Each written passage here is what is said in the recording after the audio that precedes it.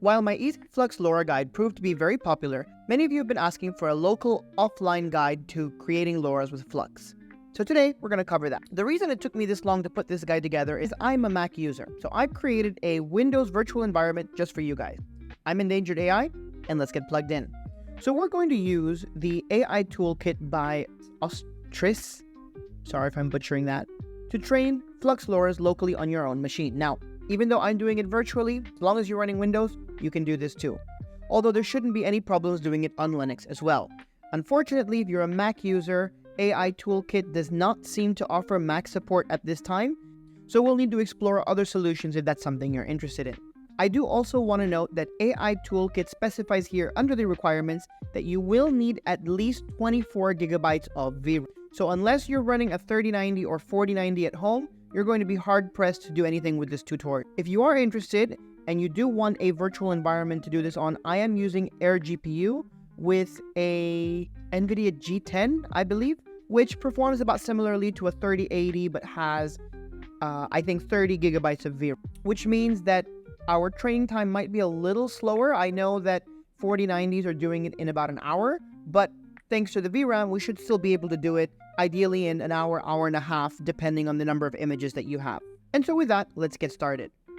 So to install AI Toolkit, you first need to decide where you're going to do it. In my case, I'm going to do it here on the desktop. And the easiest thing for you to do is just open up your File Explorer, navigate over to the folder that you want, and just type in CMD here. That will open a terminal already situated in the folder that you want. If we come over here to the AI Toolkit GitHub, links down in the description below, scroll down and go ahead and grab this code block that says window and go ahead and paste it over here. Now what that's going to do is that will git clone the repository and run a couple of commands, which we're going to look at now because they are important if you want to run this in the future. The main thing here is it's grabbing the AI Toolkit folder, going into it, running a git command, and then creating a Python virtual environment.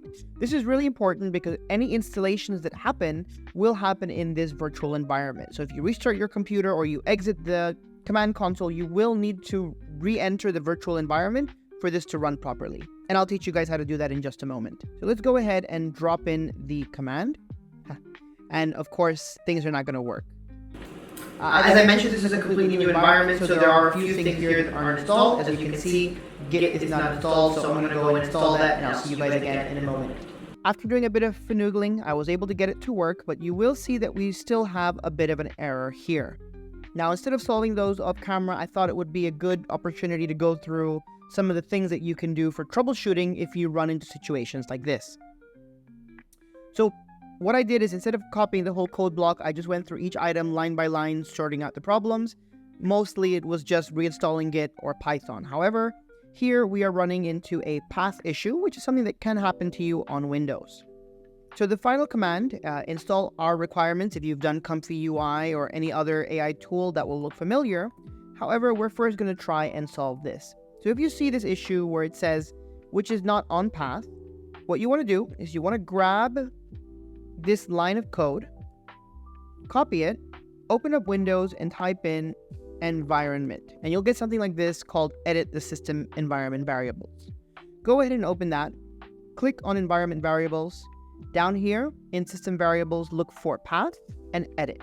And we're just going to click new, drop in that line as we know that something was installed here, and click OK. And that will allow us to access any Python scripts that are stored in that folder. Click OK.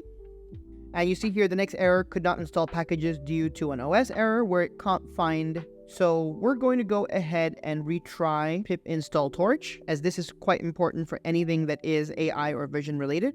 We want to make sure that we're installing it with no errors. Okay. And there we go. As you can see, we've now installed Torch with no errors. The reason we were getting an error is, as I mentioned earlier, that virtual environment is so incredibly important. What was happening was I was mistakenly using the Linux code. If we come down here and we see this .ve and vscript activate, that's what I should have been doing. Now, a really easy way to do this if you don't remember the code is, if you remember earlier, we ran a line here called python m ven. That creates a folder inside your AI Toolkit folder called ven. you can just grab it, go to scripts, and look for this activate with the gearbox, and you can actually just drag that into your command line. Press enter, and after a moment, you'll see this little venv inside brackets in front of your location. This means that you're in a virtual environment. In doing so, I was able to successfully install Torch. However, as we can see here, the Windows requirement is not actually Torch, it's this specific version of Torch Vision. That's also why it's really important to go through each item line by line rather than grabbing a whole code block unless you're 100% sure that it's going to work in your environment. So I'm going to go and reinstall that. We've got it installed, and once again, you can see no errors, very much thanks to that virtual environment, which means that our installations don't mess with whatever Windows has got as default. Now we're ready to grab that last line, the pip install requirements, which actually installs AI Toolkit. Okay, great. Now, AI Toolkit is just a training shell which contains the scripts and elements to train a LoRa on Flux. However, we still need to download the model that we're going to be using for training into AI Toolkit. Now, AI Toolkit accepts both the Schnell and Dev version of the model.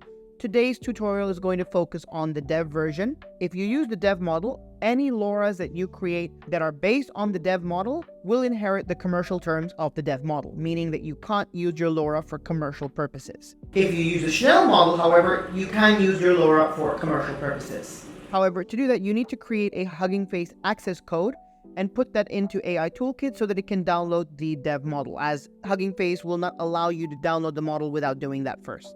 So head on over into Hugging Face, and once you've done that, head up here to the right where you've got your profile, then settings, and finally over here, access tokens. Go ahead and create a new one, give it a name. In this case, I'm just going to call it the AI Toolkit, as that's what it's going to be used for. Go ahead and just make it read, because all we're going to use it for is to download the model, create it, and then head back over here to AI Toolkit, and then you'll need to create a new file, make a text document, and call it simply .env. You don't need to put anything before the dot, just .env.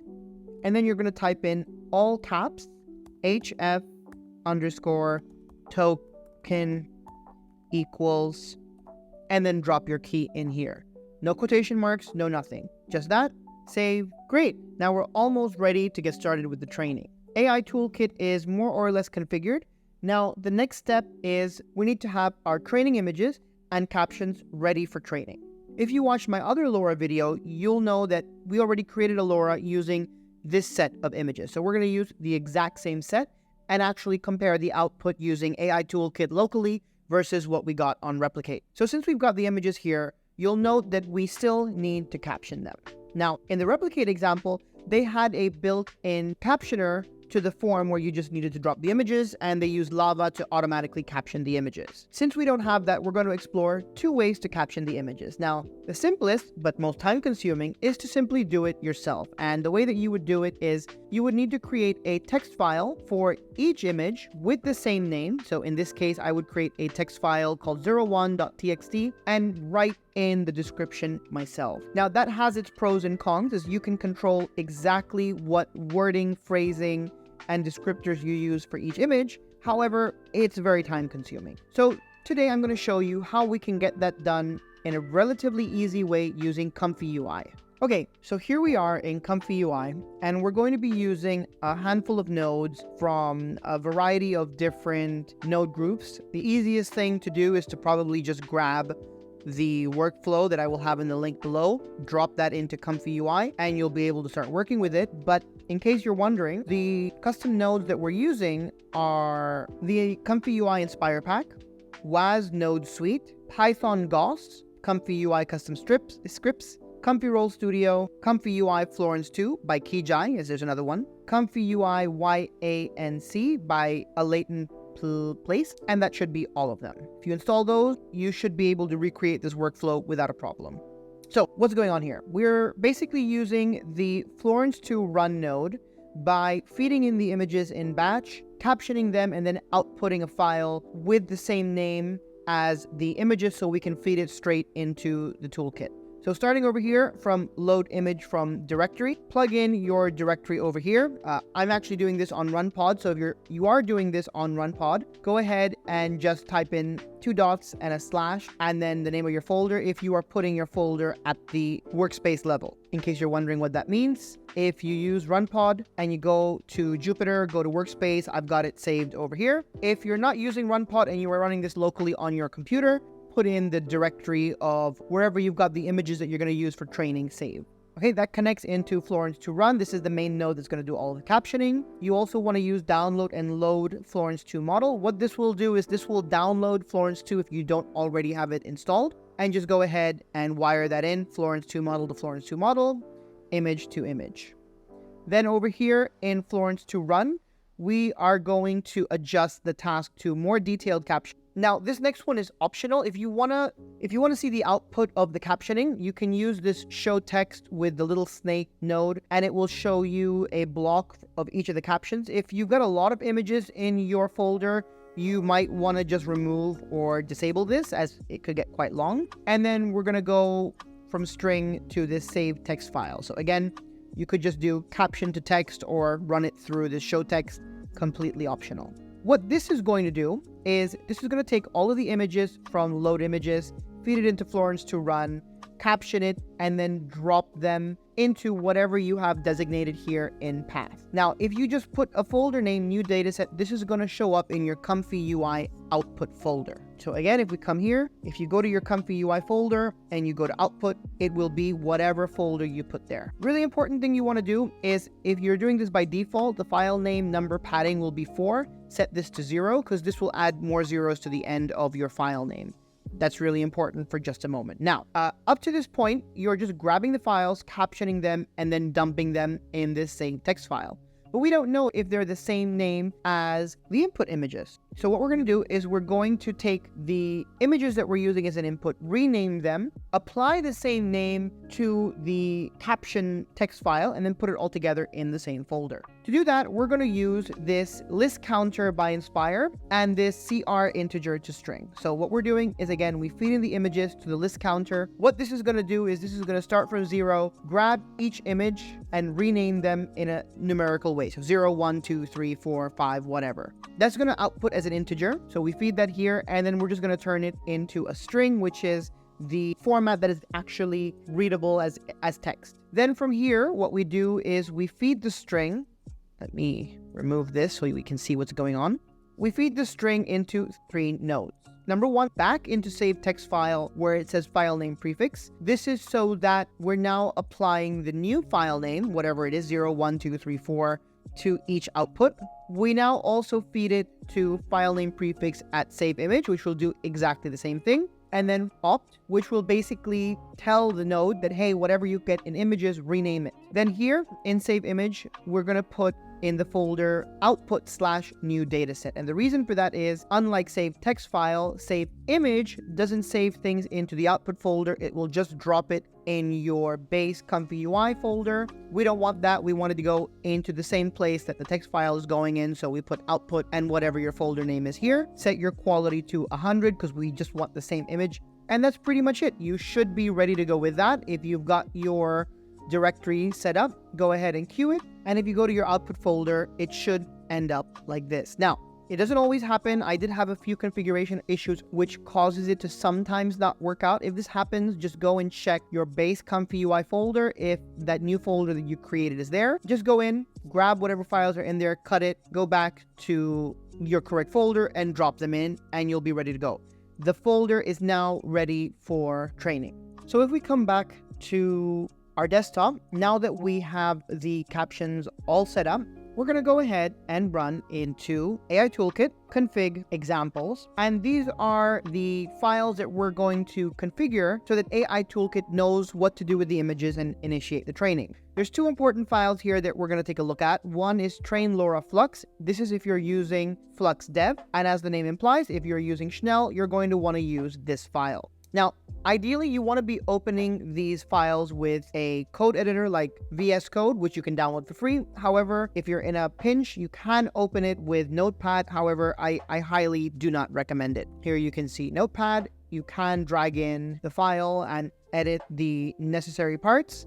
However, it's a bit difficult to read, and a code editor will color code this so it's easy to move around the file. So we're going to do that. So I've got Visual Studio open here. Go ahead and drag in the file.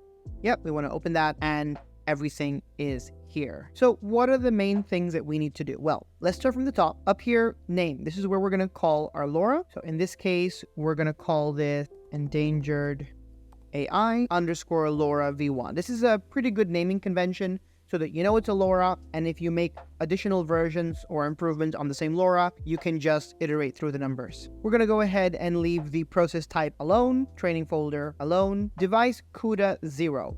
If you're on a machine with only one GPU, you don't need to touch this. If you have more than one GPU, go ahead and increase this number to the number of GPUs that you have -1. The next part is really important. If you come down here to trigger word, you'll see there is a hashtag over here. Go ahead and remove that, and that will uncomment out this line. Trigger word is the word that you're going to use to let the AI model know to look at the LoRa and reference the images in generating the image. So in this case, if you saw my previous video, we use XEAI. Go ahead and leave network type to LoRa, linear. All of this we can leave the same. Next, folder path. This next part is really, really, really important.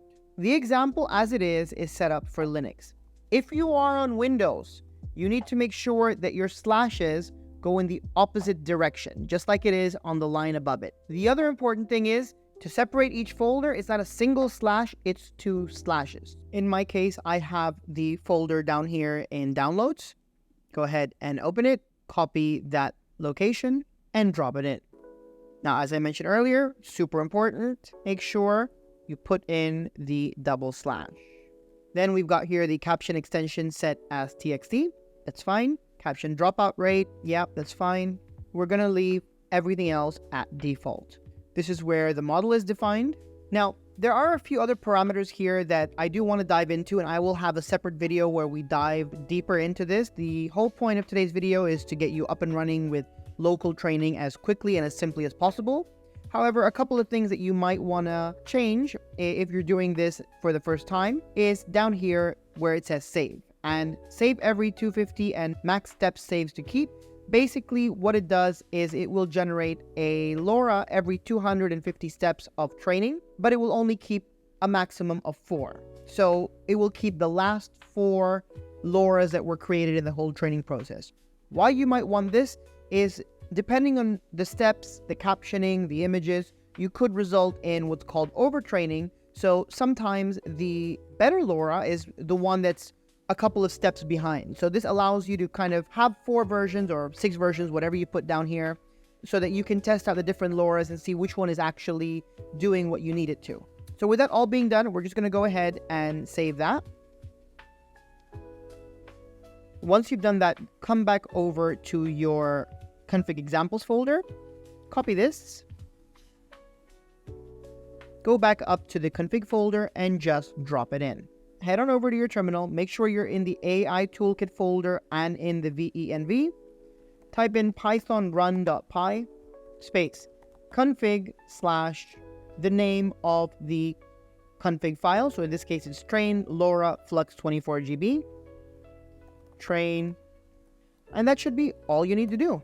This video is sponsored by Prompt Crafters. If you find yourself having a hard time putting prompts together or having what I call blank canvas syndrome, Prompt Crafters is the perfect tool for you.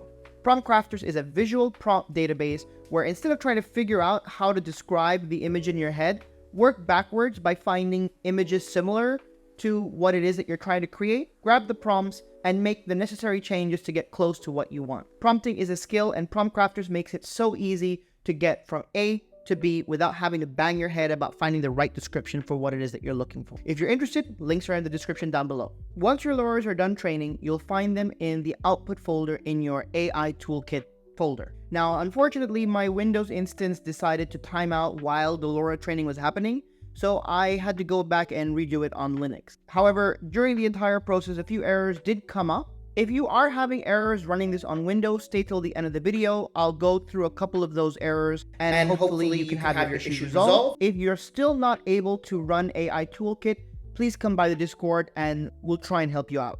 So over here on RunPod, I have AI Toolkit. The folder structure should be exactly the same as what you've got on Windows. Just open it up and look for this output folder, and then your LoRa's should be over here. Go ahead and copy them over to your ComfyUI LoRa's folder. In my case, I've got it over here, and that should be all you need to do. You can now go into ComfyUI and try the LoRa's out. This is the standard Flux workflow where I've just added in a load LoRa. Again, workflows are available in the description and on my Patreon. Go ahead and pick the LoRa that you want. The one without any numbers on it is the final LoRa, and then everything else is based on the number of steps. So since we did 2,000 steps and we said to keep 4 iterations, you've got one at 1750, one at 500, 250, and 1000. So it's been outputting a LoRa every 250 steps. Let's try the latest one, and we'll go through the LoRa's and compare them with the same prompt. I've got here XEAIX, which was my trigger word, man taking selfie in Paris. Quick thing to note, if you are making a LoRa on a male person, throw that in there, as many of these models are very heavily trained on women, and it can lead your character to end up having more feminine features. So in this case, I've got here XEAIX, man taking selfie in Paris, with the final LoRa. And we'll just compare all 4 of them so that you can see why having multiple versions is valuable, and it also allows you to compare what the model is doing throughout its training process. If you are interested in doing a deep dive into training LoRa's beyond this, where we experiment with the parameters, please do let me know in the comment section below. And there we go. That is a very, very good LoRa trained on myself. Not a big fan of the hat. It's almost indistinguishable. Now, there are a few issues here that I'm not happy with. There seems to be a bit of noise still left in the skin, and the skin texture is not quite right. But I've sent out some of these pictures to various friends, and for the most part, none of them could tell that this was AI generated. However, I will probably do another video where we go through some of these images and try and fix the skin textures. I believe there's also a FLUX LoRa that you could potentially combine with yours to improve skin textures. Again, experiments for another video. So just to keep things relatively standard, let's set the noise to fixed, run one more generation so that we've got the seed locked in, and then we'll test out the same seed across all the LoRa's. Okay, here we go. Once again, a very decent image. Some of the skin textures are starting to be a little bit better, but especially over here on the forehead and on this side of the cheek, it's just kind of got that Gaussian blur effect almost, which kind of blurs the skin together. Let's see what the 1750 LoRa looks like. So this is 250 steps prior to the one that we just tested. Okay, so minor changes to the image. Still overall quite good. I would almost argue the skin texture is slightly better here. Does make me look a bit chubbier, which I'm not happy about. But once again, we can see that there's not a huge difference between the steps, leading us to consider that maybe 1750 steps is enough. Let's try the 1500 steps option. While it's generating, we can go through some of the details here, which actually I think are not ideal. I just noticed here, for example, you've got this line, which almost leads to it looking like a double cheek, or like a face imposed on top of a body. I'm not sure if that's artifacting because of this particular generation or if it has to do with the step count of the LoRa. Let's see the 1500 one. Okay, once again, at 1500 steps, still not bad, still very recognizable as me. Once again, I almost feel like the less steps that we've got, the skin textures are getting slightly better. And again, these are issues that could also be resolved with just upscaling. I don't really have too much to complain about, if I'm completely honest. And let's try with 1000 steps. Okay, so again, still looks really good, but I'm starting to see certain aspects in the facial structure that don't quite look like me. If anything, I think it actually looks better. But yeah, I think, again, at 1000 steps, the results are still phenomenal. But the changes now are very, very subtle, where it kind of looks like me, but it's not quite 100% there. But yeah, everything from 1250 to 1750, they were very close, and those changes could very easily be attributed to taking a picture where you're bloated, not bloated, you've put on a bit of weight, lost a bit of weight. It's between 90-95% indistinguishable from me, with the exception of the skin texture issues. And I'm sure that's something that could probably be fixed with a little bit of fine-tuning or tweaking with the LoRa's, maybe my input images were not big enough as I had cropped them in quite aggressively. I will do some more experiments, and I will post the LoRa results either on my website or my Patreon, or a combination of the two. If there's anything in particular that you want me to make a LoRa on, please do let me know, whether it's a style, a person, or anything else. I hope you guys found this video helpful. I know many of you wanted an offline or free way to train LoRa's on your machine. Unfortunately, if you don't have a 24 gig GPU, it's not going to happen. There is one important thing that I forgot to mention earlier in the video. If you are training the LoRa on a 3090 or a 4090, make sure you apply the low VRAM option in the config file. So let's jump in here and go back to AI Toolkit and open up the config file. There should be an option here where we can, there we go, under model, where it says low VRAM, remove the hashtag. This is important if you are not running this on a headless machine, meaning if you're using your GPU to power your monitor, or you have a graphical user interface or a GUI, 24 gigs is not going to be enough. So if you have that, make sure this is on, otherwise you will have errors. Now, for those of you who are having other problems with Windows, some of the issues that came up for me were I was having issues with certain DLLs missing. That has to do with the Torch version that you have installed. I tinkered around with ChatGPT to help solve the issues, and these are some of the results that did work. So I had some situations where certain DLL files were missing. That was fixed by changing my PyTorch installation to one with CUDA. Again, I'll put these commands down in the description below. Alternatively, come by the Discord and we'll also have them over there. So that was one issue that was resolved. The second one was not having CUDA installed. So again, in certain situations, you may need to go to the NVIDIA website and download the CUDA toolkit. Again, descriptions will be down below. And finally, the other major thing that I had to do was install the Microsoft Visual C++ redistributable for Visual Studio. Doing those three things resolved my issues. I was able to start the training, and then my virtual PC instance timed out due to inactivity. Isn't that lovely? However, doing it again on Linux, I was able to follow the commands from the GitHub on 2 different machines, and I had absolutely no problems running it. So if you're running on Linux, expect few to no headaches. If you're using it on Windows, headaches may abound. Thanks, I hope this was helpful. If it was, please come by and check out the Patreon. We have a few workflows there for you guys, as well as a couple of LoRa's. Your support there means a lot, and it helps me continue to make these videos. Finally, if you do like this content, please like and subscribe, and I'll catch you guys on the next one.